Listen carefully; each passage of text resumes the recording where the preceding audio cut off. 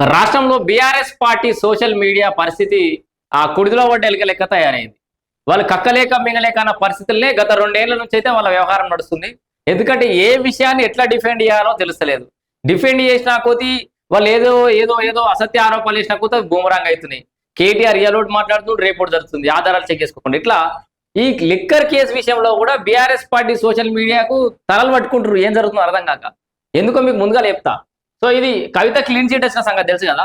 ఈ రావడంతో అందరికంటే ఎక్కువ బాధపడుతుంది ఎవరు ఉన్నారంటే బీఆర్ఎస్ పార్టీ వాళ్ళే, మిగతా ప్రతిపక్షాలు కాదు. బీఆర్ఎస్ పార్టీ వాళ్ళే బాధపడుతున్నారు. ఎందుకంటే మొదట్లో ఏం జరిగింది, ఫస్ట్ కవిత మీద లిక్కర్ కేసు నమోదైనప్పుడు బీఆర్ఎస్ సోషల్ మీడియా అంతా ఇది అక్రమ కేసు, అసలు లిక్కర్ కు సంబంధమే లేదు, మా తెలంగాణ బతుకమ్మ మా కవితక్క, మా బీఆర్ఎస్ పార్టీ ఎదుగుదల చూడలేక కవితక్కను తొక్కేస్తారు, కేసీఆర్ తొక్కేయడానికి కవితను జైలుకి పంపిరు, ఇది రాజకీయ ప్రోద్బలంతో కవిత మీద కేసు అయిందని అప్పుడు గగ్గోలు పెట్టారు. పాపం సోషల్ మీడియా అంతా ఫస్ట్ వర్షన్ ఏంది, కవిత మంచిది, ఆనిముత్యం నిప్పు కవితక్క. అప్పుడు ఆ తర్వాత ఏమైంది, ఆమె బీఆర్ఎస్ పార్టీలో ఉన్నటువంటి నాయకుల వల్ల అసంతృప్తి చెంది అక్కడ ఉన్న పరిస్థితుల వల్ల ఆమె బయటకు వచ్చి ఇప్పుడు జరిగిన సీక్వెన్సెస్ అన్ని చూసిరు. ఆమె దుమ్మెత్తిపోసుడు స్టార్ట్ చేసింది. సంతోష్ రావు, హరీష్ రావు, కేటీ రామారావు, కల్వకుంట్ల చంద్రశేఖర్ రావు తెలంగాణ సమాజానికి ఏం రావు అని చెప్పేసి ఆయన దగ్గర ఎత్తింది. ఇంత ఎత్తిన తర్వాత ఏం చేసిన వీళ్ళు బీఆర్ఎస్ అంతా మళ్ళీ యూటర్న్ తీసుకురు. ఈ లిక్కర్ కేసులో నెంబర్ 1 నీ వల్లనే మా ఇజ్జత్ పోయింది, బీఆర్ఎస్ పార్టీ అందుకే ఓడిపోయింది, లిక్కర్ రాని కల్వకుంట్ల కవిత కాదిమే దేవనపల్లి కవిత అని చెప్పేసి దుకాణం తెరిచిన లెవెల్లో తెలుసా మళ్ళా BRS party social media. That Harish Rao అనుచర వర్గం, హరీష్ రావు సోషల్ మీడియా అయితే ఘోరంగా పాప కవితని ఈమె లిక్కర్ రాని అని కొంత పెయిడ్ బ్యాచ్లు ఉంటాయి కదా, మొత్తం కోస్తే గులాబ్ కలర్ వెళ్ళే ఛానల్ కొంతమంది ఉంటారు కదా, కవిత లిక్కర్ రాని అని మొత్తుకురు. మరి ఇప్పుడు ఏం చేస్తారు? సరే ఆమె వల్లనే కేసీఆర్ ఓడిపోయిండు, బీఆర్ఎస్ పార్టీ ఓడిపోయింది అనేది ఇంకొక వాదన అయితే, ఆమె లిక్కర్ రానియా కాదా, కవితను లిక్కర్ రానిగా సంబోధిస్తారా ఇప్పుడు మీకు దమ్ము ధైర్యం ఉంటే? అట్లనే కంటిన్యూ చేస్తారా? అంటే బీఆర్ఎస్ పార్టీలో కొనసాగినటువంటి ప్రతి నేత గిట్లనే ఒక లిక్కర్ దందరా, ఓడు ఈ కార్ రేసులా, ఓడు కాళేశ్వరం కేసులా, ఇట్లా కంటిన్యూగా దందరాలా ఇరుక్కపోయే పరిస్థితి ఉన్నది. కాబట్టి మరి కవితను లిక్కర్ రాని సంబోధిస్తావా? లేదు ఇప్పుడు కడిగిన ముత్యం లెక్క బయటకు వచ్చిందని చెప్పుకుంటావా? సో ఏం చెప్తావు ఇప్పుడు? సో కవితకు సంబంధించిన అంశంలో బీఆర్ఎస్ పార్టీ సోషల్ మీడియా వైఖరి ఇప్పటి నుండి ఎలా ఉండబోతోంది? ముఖాలంతా కింద మీద అయిపోయింది కదా, సినిమా అంతా కింద మీద అయిపోయిందా? ఇప్పుడే ఒలి చూపుతారు, ఇప్పుడే మాట్లాడతారు కవిత గురించి. లేదు కడిగిన ముత్యం అంటావా, నిజంగా లిక్కర్ రాని అంటావా? కొత్త దుకాణం ఎత్తుకురు, కవిత వల్లనే ఓడిపోయిందని కింద చూడరు. ఇగో మద్యం కేసుతో భరాసా రాజకీయంగా నష్టపోయింది అనేమో కేటీఆర్ అన్నాడు.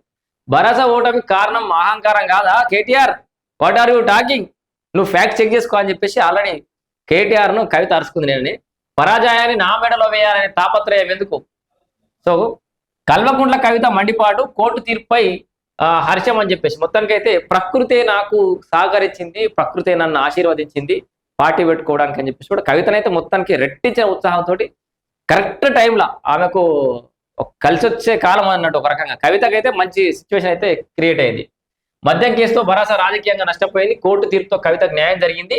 కేటీఆర్ అంటున్నాడు మద్యం కేసుతో అసెంబ్లీ పార్లమెంట్ ఎన్నికల్లో రాజకీయంగా నష్టపోయింది మాత్రం భరోసా పార్టీ అని ఆ పార్టీ కార్యనిర్వాహక అధ్యక్షుడు కేటీఆర్ అన్నాడు. అది కాదు, నిజంగానే లిక్కర్ కేసుతో పాటు కేటీఆర్ అహంకారం కూడా 100కి 100 వాళ్ళ పరాజయానికి కారణం. ఓడిపోయిన తర్వాత అసెంబ్లీలో ఓడిపోయినాం కదా, మరి ప్రజా తీర్పును గౌరవించి సరే తెలంగాణ ప్రజల యొక్క తీర్పును మేము గౌరవిస్తున్నాం, హుందాగా ప్రతిపక్ష హోదా నిర్వర్తిస్తామని చెప్పి చెప్పకుండా తెలంగాణ ప్రజలకు సోయి లేకుండా ఓట్లేసిరని, ఆంధ్ర ప్రజలు బాగా ఆలోచించి ఓట్లేస్తారని, డబ్బుకు మధ్యానికి అమ్ముడు వేయరని తెలంగాణ ప్రజలు తిట్టిన ఒక రకంగా అవమానపరిస్తే కేటీఆర్ మీడియా వేదికగా ఎంపీ ఎన్నికలలో గుండు సున్నా ఇచ్చిరు బీఆర్ఎస్ పార్టీకి. ఆ అహంకారం తగ్గలే అని అయినా కూడా తగ్గకపోయా, కంటోన్మెంట్లా కనబడకుండా వేసిరు, అయినా కూడా బల్బు తగ్గకపోయా, అక్కడ జూబ్లీహిల్స్ లో బొంద పెట్టిరు, అయినా కూడా తగ్గకపోయా, సర్పంచ్ ఎన్నికల్లో సాగు తప్పి కన్నులొట్టపోయా, అయినా కూడా అహంకారం తగ్గకపోయా. మొన్నటికి మొన్న మున్సిపల్ ఎన్నికలలో ముక్కి మూలిగి కొన్ని స్థానాలు మాత్రమే చైర్మన్ కైవసం చేసుకో. ఇది ఎప్పుడైతే రాజకీయ నాయకుడు ఓటమిని హుందాగా స్వీకరిస్తాడో, ఎప్పుడైతే ప్రజా తీర్పును గౌరవిస్తాడో అప్పుడు నెక్స్ట్ టైం ఇంకేమైనా అవకాశం ఉంటుంది. ఈ బల్బు తగ్గినంత వరకు, ఈ బిల్డప్ తగ్గినంత వరకు ప్రజలు ఎప్పటికి కూడా ఆదరించారు. సో ఇది మొత్తానికి కేటీఆర్ కవిత ఈ లిక్కర్ కేసుకు సంబంధించిన ఎపిసోడ్ లో అల్టిమేట్ గా కవిత క్లీన్ చిట్ వచ్చింది. బీఆర్ఎస్ పార్టీ సోషల్ మీడియాకే చిక్కొచ్చి పడ్డది.